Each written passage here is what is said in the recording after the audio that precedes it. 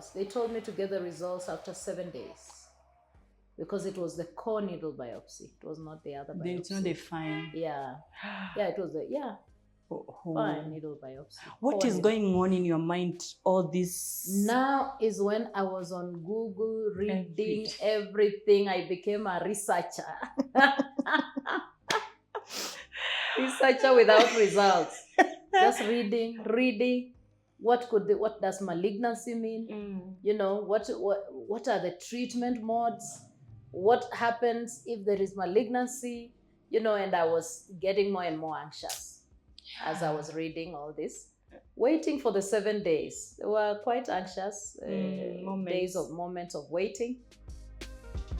You know, my body was not mine. My whole body was black. My hair now has fallen off, so I have this kipara. My face and my head looked the same. Let's laugh now. Now we can laugh. Or else those days if somebody dared to laugh. No. But then because I am a sort of happy-go-lucky person, sometimes it helps. Sometimes I would laugh at myself.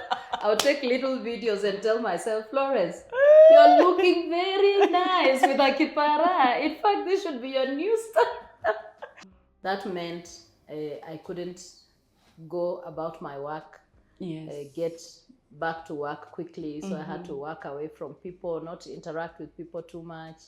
The doctor said, since the immunity is down, sometimes even a simple cold can take you to the ICU. That's true. So avoid it completely. Instead of us going to ICU again to treat. No, let's stay. Yeah, let's just So that meant I couldn't meet people. I couldn't sit with people. Sometimes I threw people out of my house.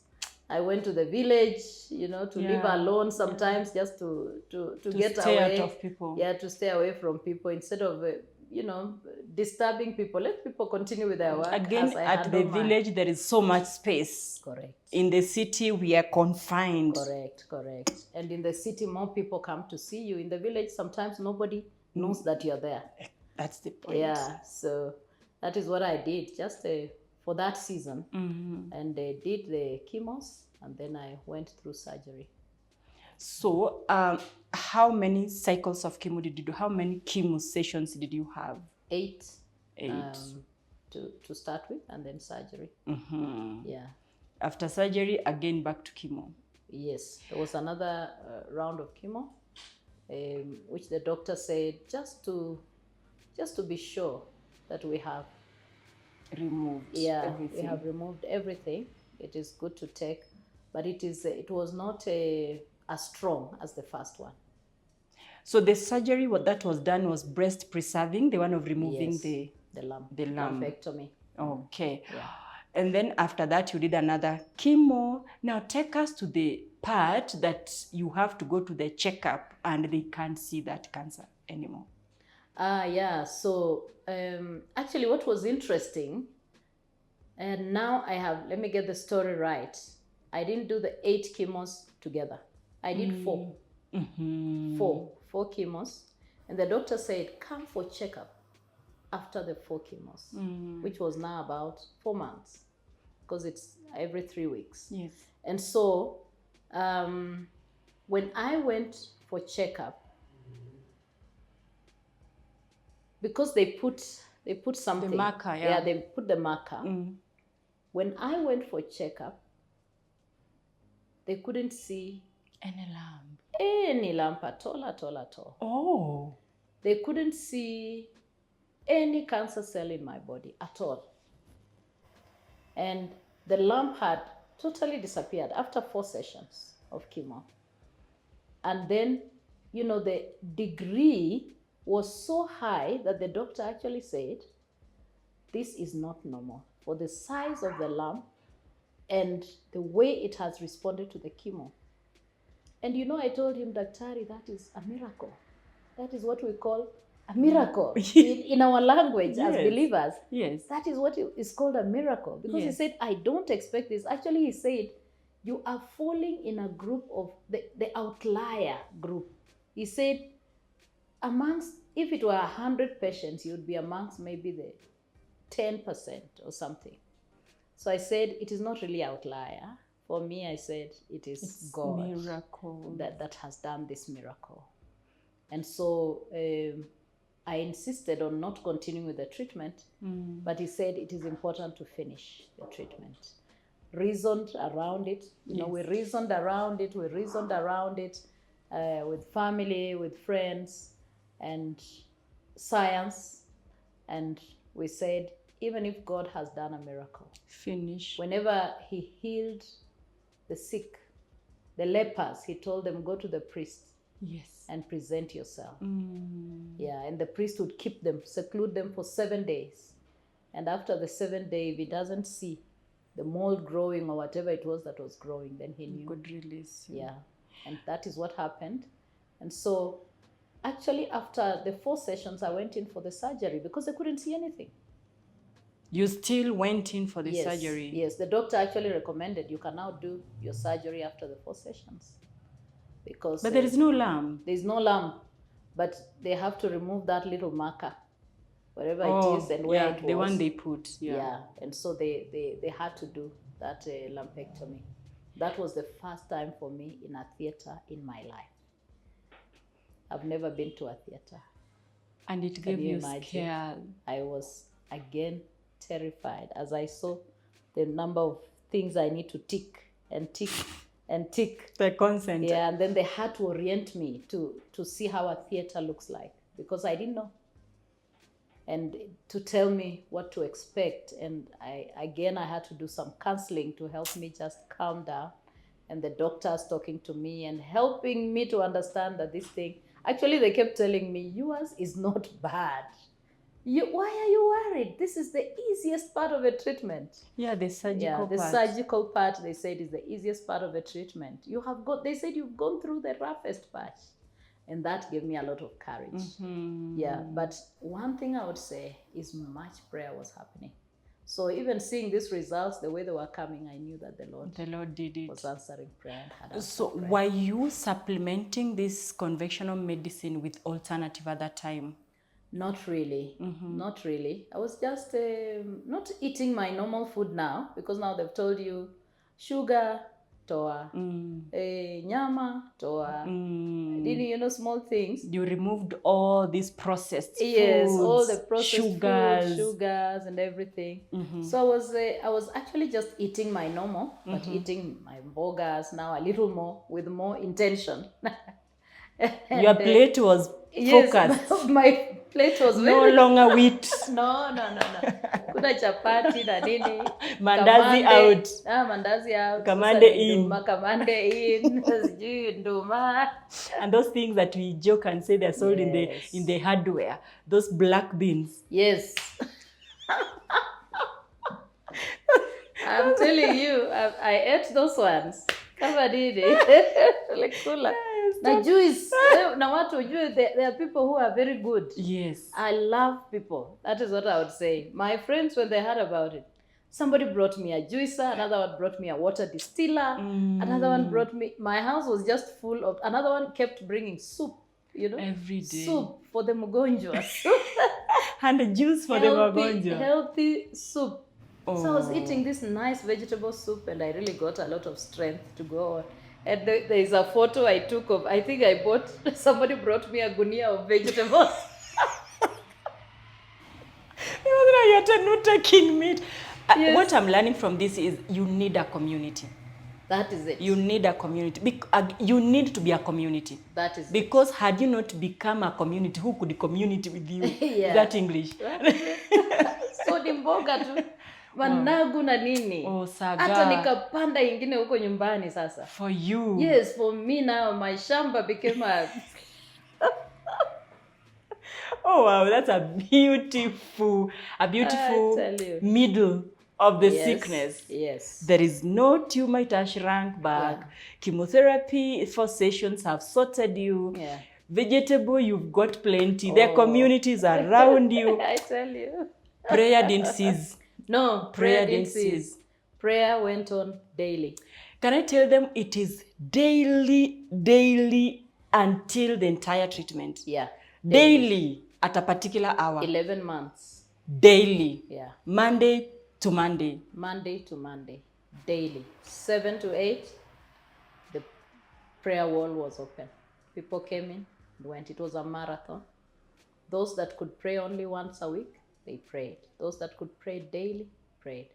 I know that in my heart, I hold a group of people that were on that wall daily for 11 months. I don't know how to pay them back. Only God No, can. the Lord will pay them And totally. I always say that was an insurance for them for cancer. They will never get They will, cancer. they will they will, neither their generation, Their generation will they not. will not. For the sacrifice they made. It's a sacrifice. Yeah. It's a sacrifice. Yeah. So you went to theater, that marker was removed, Yeah. you came back, did your 4 sessions of chemo. Yeah. You presented yourself to the doctor. I presented myself to the doctor again after the 4 sessions because they require that you present yourself to them. I presented, they looked at my results and they said there's nothing to worry about. Go and enjoy your life. They told me come after 6 months, do another PET scan again, present yourself. I went, I did. They told me it was okay. There was nothing to worry about. I went again. After another 6 months. Another 6 months. And they told me nothing to worry about. Continue building your houses and your and eating your managu.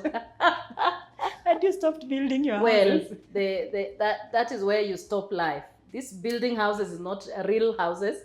It is life. Life. It is like your life kind of stops. And for many people, it does stop. So for me, it's a miracle and a testimony. It is to be for where sure. I am It today. is for you. And I would love you to address somebody who is now, right now, at the thick of the moment. Yeah. Wondering, I've had everything. I have given up. Because the population gives up every minute. Tell them. I would like to speak to you who, as Emmy says, who is at the thick of it right now. First of all, I want to say you're stronger than you think. You are resilient. Listen, just like my friend told me, listen to what your doctor tells you. And listen to what God has spoken about you. Cancer is not a death sentence. You will make it. Now become your own doctor and begin speaking to yourself. Because as you think, so shall you become. You think you're healed, you're strong, you are able, you are going to make it. Science and technology has gone to another level, and it is God using this technology and science. So listen to your doctor, do your treatment, eat your food, sleep, and let the Lord heal you and take over. Yes. Because there's nothing you can do by worrying. You will not change anything when you sit there worrying from morning to evening. Take care of yourself. That is what I will tell you. Absolutely. And take the courage. Absolutely. This journey is doable. Absolutely. Yeah, I'm waiting for you on the other end to hear your testimony also. Oh, awesome. Yeah. And I want to tell them, whatever the Lord purposes for your life will prevail. And sickness is not part of it. That is it. That is it. It is about faith. Yeah. So when you come back to the health sector, I end by always asking my guests, when you look at the health sector, what can you advise to change and do different? Number one, for every doctor, especially every oncologist, and I am not they call it beating kujipigia debe. I'm not beating drums for myself. But for every oncologist, please have a psychologist with you when you're breaking the news to the family. That's nice. Please have a psychologist. I'm not saying it because I'm a psychologist. I'm not saying it because I want a job. I'm just saying it helps a lot how the news is broken. to somebody in the health sector. Number two, the people in the health sector, I was treated very well, and I appreciate that. But I have horrendous stories of people that were treated badly. They were treated like watu wamekufa. In fact, somebody walks and says, huyo, hata hatujui kama atasurvive. You are not God. You are not God. Give them a chance. Like, speak life to your patients. Speak life to your patients. Even when you see their condition is down, encourage them. Because you don't know. That little word that you say is what is going to lift this person up. Just that is what will flip the graph for this patient between life and death. I appreciate what people in the health sector are doing, but I know cancer now is so big. They are also having burnout. People in the health sector, nurses and doctors, please go for therapy also. Go for debriefing so that you help to support yourselves. The moment you have burnout, then that is when you carry a patient's fire, but you're talking like this patient will not survive. So listen to yourself. If you have burnout, take time out. Take time out. And cancer is big right now, so people in the health sector are quite busy. They're overwhelmed, actually. Yeah, be patient with the patients. Even those that are doing those tests, like when you're going in for a PET scan. I mean, I have what is that phobia called? Now, because of chemofog, sometimes your brain... Forget. Yeah, the phobia for space, fear for spaces. Yes. Because of sitting in those machines. Yeah, claustrophobia. Yes. Because of entering those PET machines, because of entering the MRI machines, the noise, and everything, a metal is actually put on you, so that you don't move. Everything is locked, and you have to sit in there for maybe 30 minutes, 40 minutes, and you are in that room alone. Inside that machine. It reminded me of how I will be in the grave alone for sure. And so I developed claustrophobia. So for those of you in the health sector that are working with the MRI and be kind. Just be kind to anybody that says that has cancer. And not just cancer, but any other person. Just be kind. Before you. Yeah, be kind. Be gentle to them. They are human. They are carrying a lot. And this is Florence Ambayo's story. I want to encourage anybody going through the cancer diagnosis and treatment. I want to echo her words. See you on the other side. Cancer will bow very soon. God bless you. Let's meet again next week.